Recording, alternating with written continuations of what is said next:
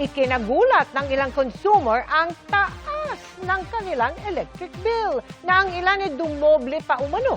Kaya utos ng Energy Regulatory Commission, hanggang Oktubre nang bawal ang pagpuputol ng kuryente ng mga hindi makabayad. Kung mabababa naman ang kanilang konsumo, gaano kababa? Alamin sa pagtutok ni Oscar Oida. Naku mapapamura ka nga sa sobrang ng bill Kasi talagang nakakagulat siya. Nagrereklamo na ang 64 anyos na si Nelia. Mayat maya na lang daw kung paglaruan ng electric bill ang kanyang damdamin. Simula po nung April,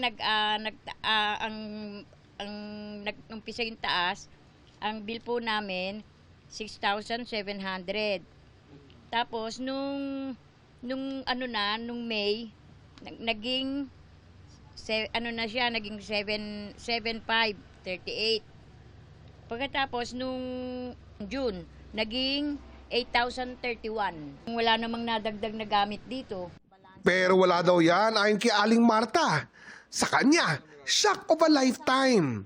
Ang bill niya na nooy di tumataas ng 4,000 piso. Ngayong Hunyo, 11,000, grabe.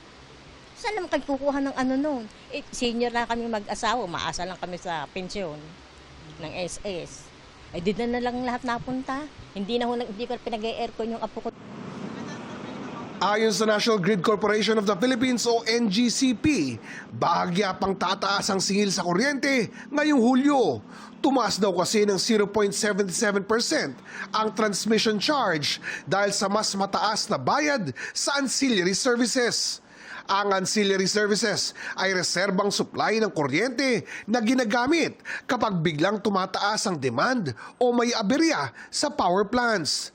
Nadiaan nila sa kanila napupunta kundi sa mga kumpanyang nagbibigay ng reserbang kuryente. Nauna nang nag-anunsyo ang Meralco ng 34 centavos per kilowatt hour na dagdag singil para sa buwang ito. Katumbas yan ng halos 69 pesos para sa karaniwang bahay na kukonsumo ng 200 kilowatt hours kada buwan. Kaya naman magsasagawa na ng imbestigasyon ng Senado at Kamara tungkol sa bill shock at mabilis na pagtaas ng kuryente.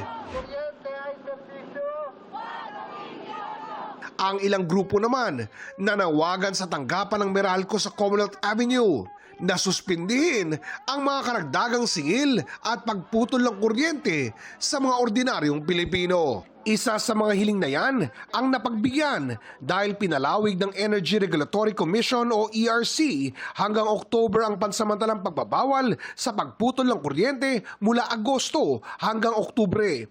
Yan ay kung mas mababa sa 200 kilowatt hour ang kanilang konsumo. Oscar Oida, nakatutok, 24 oras.